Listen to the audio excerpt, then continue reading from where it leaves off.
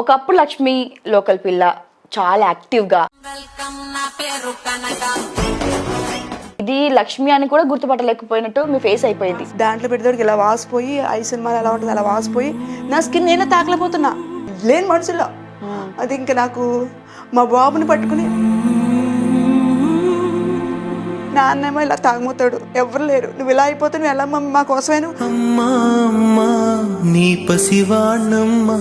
మరి ఇదే లక్ష్మి లోకల్ పిల్ల ఈవెంట్స్ మీదకి వెళ్ళి బొడ్డు చూపించుకుంటే ఎందుకు డాన్స్ చేస్తారు? పిల్లలు ఎదిగి అలా ఒక సైతికి వచ్చేదాకా తర్వాత ఉన్నా పోయినా ఏం కాదు. ఎందుకంటే ఏంటి మీ బ్యాచ్ అంతా ఏంటి రచ్చ అంతా? ఇన్స్టాగ్రామ్ లో కొంచెం కొట్టుకుంటారు, కొంచెం తిట్టుకుంటారు, ఏంటి జనాలు పిచ్చోలు చేయడం? జనాలు పిచ్చోడం కాదు. Hi hello welcome to cube TV. నేను మీ యాంకర్ సరిత. ఈరోజు నాతో పాటు లక్ష్మి లోకల్ పిల్ల, ఈ ఐడి చాలా మంది తెలుసు. అయితే రీసెంట్గా తిను బాగా ఒక అనారోగ్య పరిస్థితికి గురైందని, అలాగే తన ఫేస్ మొత్తం డ్యామేజ్ అయిపోయి, ఒక ప్రోడక్ట్ వాడడం వల్ల తన ఫేస్ మొత్తం డ్యామేజ్ అయిపోయి తనైతే ప్రజెంట్ మనతో పాటు స్టూడియోలో ఉన్నారు. ఏంటో అసలు ఏం జరిగిందో, ఏం వాడడం వల్ల అయిందో తన మాట్లాడి తెలుసుకుందాం. హలో లక్ష్మి గారు, ఎలా ఉన్నారు? పర్లేదండి, వీళ్ళందరి మాలనే కొంచెం. ఒకప్పుడు లక్ష్మి లోకల్ పిల్ల చాలా యాక్టివ్గా, ఎక్కడ ఏమైనా జరిగినా ఆడవాళ్ళకి కానీ లేకపోతే ఏదైనా ఇన్సిడెంట్స్లో గట్టిగా వాయిస్ రేస్ చేసి ఆటో విషయంలో కానీ ఆటోలో మాట్లాడేదానివి. ఆల్ ఆఫ్ సడన్ ఒక యాదగిరిగుట్టలో కూడా నేను మొన్న వెళ్ళినప్పుడు కూడా గుర్తుపట్టారు, లక్ష్మీరెడ్డి మీరు ఆటోల గురించి యాదగిరిగుట్టలో ఫైట్ చేసినందుకు ఇప్పుడు మేము ఆటోలు పైకి వెళ్తున్నాయి, అంతకుముందు పైకి వెళ్ళలేదండి, థ్యాంక్స్ అని చెప్పారు వాళ్ళు. రైట్, ఇంత మంచి అంత బాగా జరిగిన లక్ష్మీ లోకల్ పిల్లకి సడన్ గా ఆల్ ఆఫ్ సడన్ ఏమైంది అసలు? ఇన్స్టాలో ఒక 26, 27 ఆ డేట్స్లో మీ ఇన్స్టా ఐడి నుంచి మీ ఫేస్ మొత్తం డ్యామేజ్, అసలు ఇది లక్ష్మి అని కూడా గుర్తుపట్టలేకపోయినట్టు మీ ఫేస్ అయిపోయింది. హాస్పిటల్కి వెళ్తే 70 ఏళ్ళ ముసలమ్మ ఉంటుంది చూసారా, అట్లా అయిపోయి ఫేస్ మొత్తం హై సినిమా టైప్లో మొత్తం ఖరాబ్ అయిపోయింది. అసలు ఏం జరిగింది మొదటి నుంచి?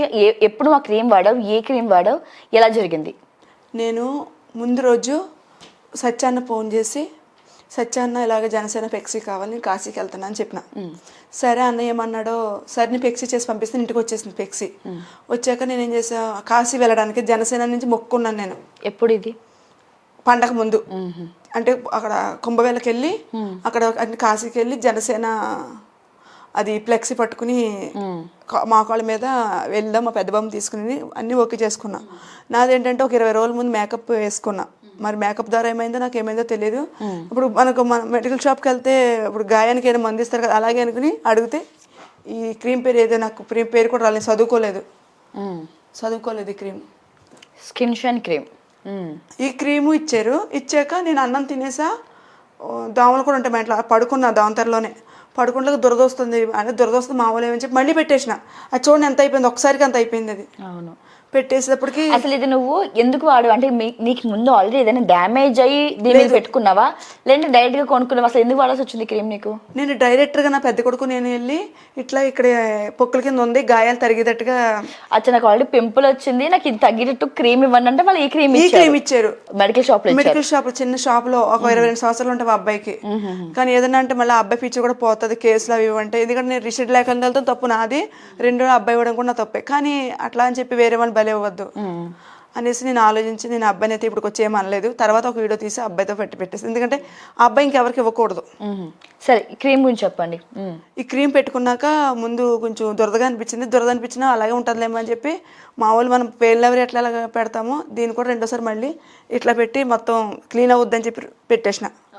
ఏదైనా మోటివ్ ఉంటే పోతే మొత్తం అని పెట్టుకున్నా కొంచెం ఎప్పుడు దాకా దురద వస్తుంది, తర్వాత మంట. ఇంక నేను ఎలా అంటే నేను ఎప్పుడు ఇలాగ ఉద్దేశం అన్నమాట, తట్టుకోలేక ఇంక ఇలాగని గోర్లు ఇచ్చుకుని నేను ఏడుస్తుంటే పెద్ద కొడుకు దావతల నుంచి బయటకు వచ్చి ఇక్కడ పడిపోయి దొల్లి తలుపు ఇలా కట్టుకుని ఈ క్రీమ్కి ఇలా పెట్టుకున్నందుకు హెయిర్ కూడా ఊడిపోయింది. అది అమ్మ బాబు, హెయిర్ కూడా ఊడిపోయింది మొత్తం, హెయిర్ కూడా ఊడిపోయింది మొత్తం ఇలాంటిలోకి హెయిర్ మొత్తం.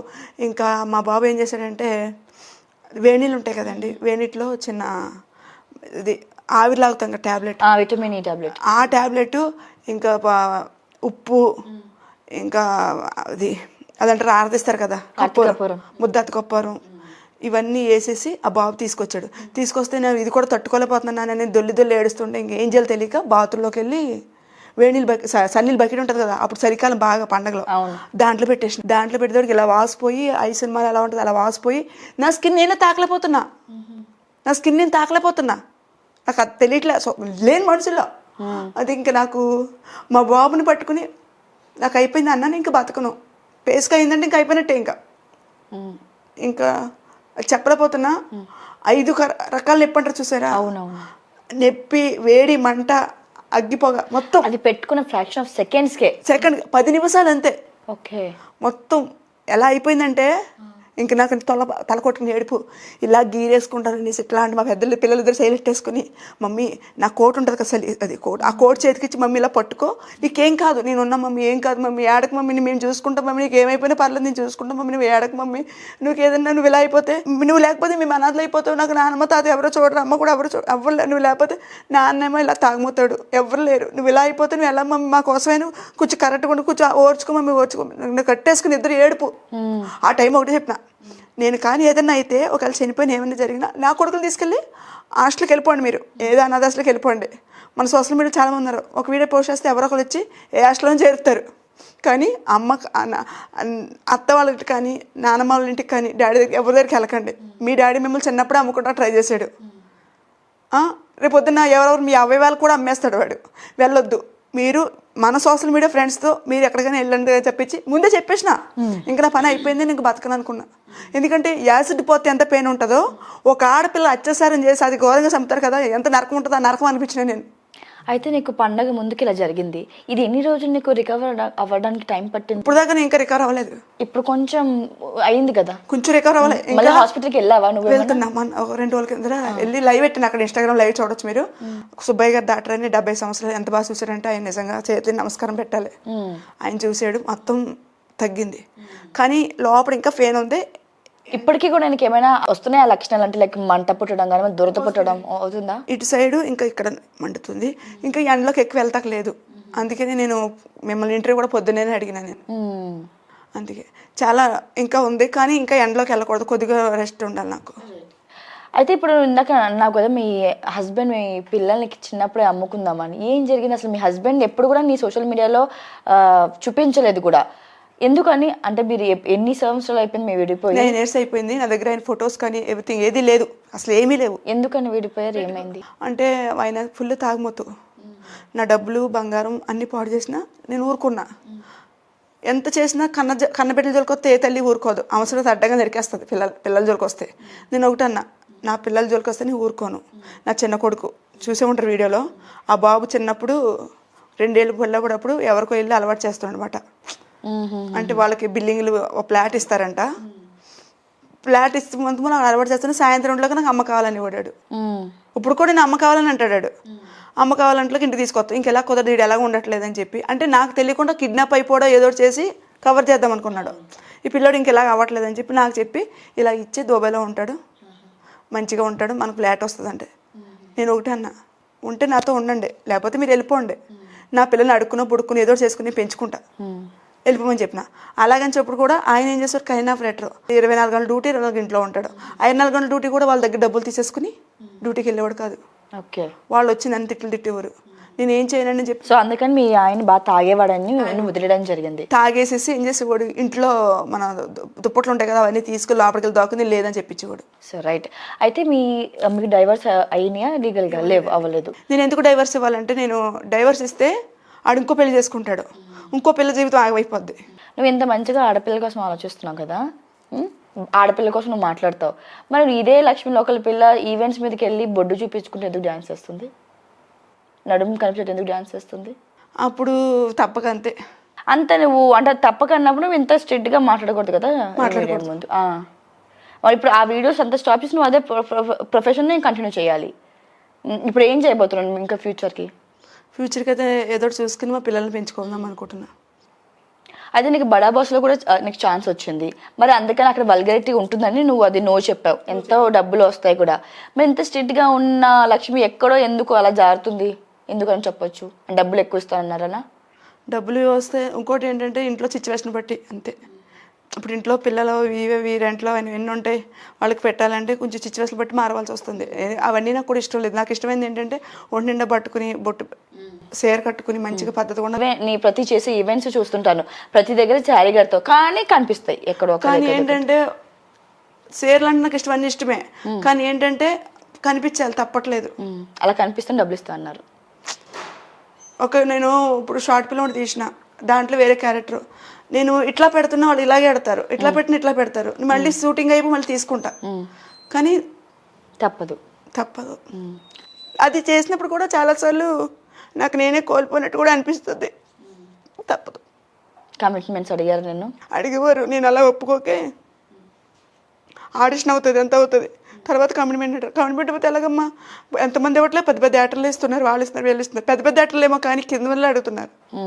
అందుకని నేను ఇప్పుడు మీ బ్యాచ్ ఉంది కదా, వైజాగ్ సత్య, ఉప్పల్ బాలు, స్వాతి నాయుడు, వీళ్ళంతా కూడా ఏంటి మీ బ్యాచ్ అంతా ఏంటి రచ్చ అంతా? ఇన్స్టాగ్రామ్లో కొంచెంసేపు కొట్టుకుంటారు, కొంచెంసేపు తిట్టుకుంటారు, ఏంటి ఇదంతా? అవన్నీ వీడియోస్ డబ్బులకేనా? వీడియోస్ అండి అన్ని. జనాలు పిచ్చోళ్ళు చేయడం డబ్బుల కోసమే.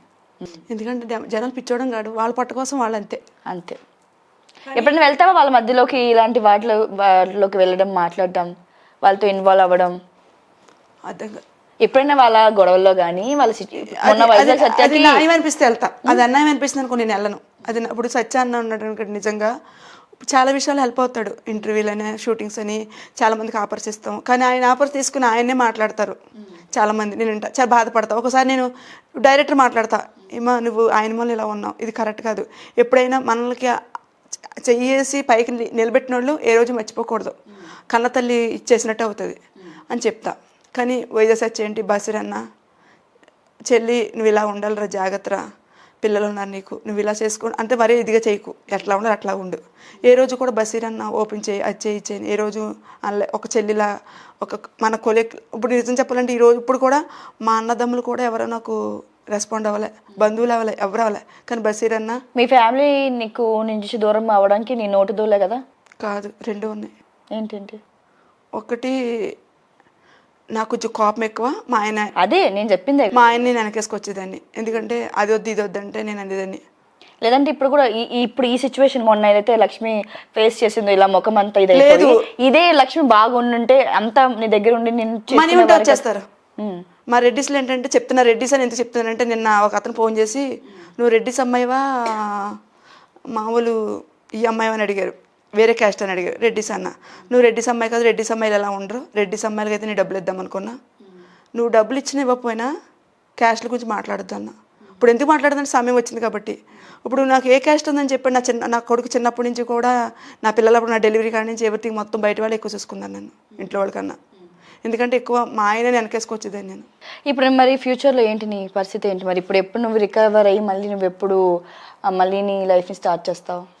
చూస్తానండి, ఏదో చెయ్యాలి. ఇప్పుడు ఏ పని అయినా సరే చేసుకోవాలి, చేసుకుంటేనే షూట్లు చేసుకుంటా, రెండూ చేసుకుంటాను నేను. మళ్ళీ ఎప్పుడు స్టార్ట్ చేస్తాను నీ లైఫ్ని మళ్ళీ? ఇప్పుడు ఇంకెన్ని డేస్ పడుతుంది రికవర్ అవ్వడానికి? ఒక 20 రోజులు ఉండి ఏదో చూసుకుంటాను నేను. ఇప్పటి వరకు బాగానే గడుస్తుంది, బాగానే ఏదో అడపదడపగా షూటింగ్స్ వస్తున్నాయి, చేస్తున్నావు. ఫ్యూచర్లో మరి మీ పిల్లల పరిస్థితి ఏంటి? నేనే చూసుకుంటాను ఇంకా వాళ్ళు కూడా. ఎంతకాలం ఇలాగా 1000-2000కి షూటింగ్కి వెళ్ళి చేయడం? మరి ఇంకెలా అండి, అట్లాగే కదా, ఇంక పిల్లలు ఎదిగి అలా ఒక స్థితికి వచ్చేదాకా కష్టపడతా, తర్వాత వాళ్ళ కాళ్ళ మీద బతికేదాకా నేను, తర్వాత ఉన్నా పోయినా ఏం కాదు, ఎందుకంటే బతికేది వాళ్ళ కోసం. బసీర్ అన్న అయితే షూట్లకి వెళ్ళినా ఇస్తాడు, సచ్చన్న అన్న కొంచెం హెల్ప్ అవుతారు వాళ్ళు. ఒక్కొక్కసారి బియ్యం లేకపోయినా వాళ్ళని కూడా. రైట్. లాస్ట్, నువ్వు ఏదైతే ఈ క్రీమ్తో సఫర్ అయ్యావో, ఈ క్రీమ్ గురించి జనాలకి ఏం చెప్తావో చెప్పు. అంటే ఈ క్రీమ్ నువ్వు వాడడం వల్ల నువ్వు ఎంత సఫర్ అయ్యావో, అది నువ్వు ఎంత పెయిన్ ఫేస్ చేసావో ఒకసారి వ్యూవర్స్కి చెప్పు. ఫ్రెండ్స్, మీరే నేను, నేనే మీరు. మీరు బాగుంటేనే నేను బాగుంటా. ప్లీజ్ ఈ క్రీమ్ పేరు ఏంటిది? స్కిన్ షైన్ క్రీమ్ అంటది. ఈ క్రీమ్ అస్సలు యూజ్ చేయకండి. ఒకటి మీకు ఏమొచ్చినా డాక్టర్ సొల్యూషన్ తీసుకుని డాక్టర్ దగ్గరికి వెళ్ళి మీరు తీసుకోండి, ఎందుకంటే నాకులా పిచ్చి పిచ్చి వేసుకుని మీరు చేసుకోకండి. ఇంకా నాకు దేవుడి దయ వల్ల మీ అందరి బ్లెస్సింగ్స్తో నేను మీ ముందు ఎలా కనపడుతున్నా. దీని మూలనే సర్జరీలు కూడా అయినాయి అంట, నాకు కాల్ చేసి చెప్పారు. కొంతమంది సర్జరీలు అయినా పేస్ కూడా రాలేదు, ఎందుకంటే ఆ పెయిన్ అనేది నేను మాటల్లో అయితే చెప్పలేను, మీరే అర్థం చేసుకోండి. చాలామంది నాకు తమిళనాడు నుంచి, ఇంకా మలేషియా అటు నుంచి కూడా కాల్ చేస్తున్నారు, ఎలా ఉంది నిజమేనా కాదా అని అడుగుతున్నారు. మీరు కూడా చూసుకోండి, ఎందుకంటే నేను చదువుకోలేదు, మీరు చదువుకున్న వాళ్ళే, ఎందుకంటే ఈ రోజుల్లో చదువులేని వాళ్ళు ఎవరు లేరు. కొంచెం అర్థం చేసుకుని నాకు కాల్స్ ఎక్కువ చేయకుండా కొంచెం దీని గురించి అవగాహన తెచ్చుకోండి. నేనైతే చదువులేని మూర్ఖురాలని, మీరు చదువు ఉన్న వాళ్ళే కాబట్టి పెద్ద పెద్ద చదువుకున్న వాళ్ళు కూడా నాకు కాల్స్ అడుగుతున్నారు ఇలా ఎందుకైంది కొంతమంది ఏమో నేను డాక్టర్ చదివినా మా ఫ్రెండ్ కూడా ఇలాగ అయ్యింది, ఆ వాయిస్ కూడా మీకు వినిపించమంటే వినిపిస్తాను నేను. ఇట్లా ప్లీజ్ దయచేసి డాక్టర్ తీసుకోండి. ఎందుకంటే నేను ఎందుకు ఆలోచించానంటే నేను ఏదైనా హాస్పిటల్కి వెళ్తే అక్కడ చాలా ఫీజు కట్టవలసి వస్తుంది. ఇవన్నీ కట్టి నాకు స్తోమత లేక, ఇంకోటి 2 విషయం చదువుకోలేక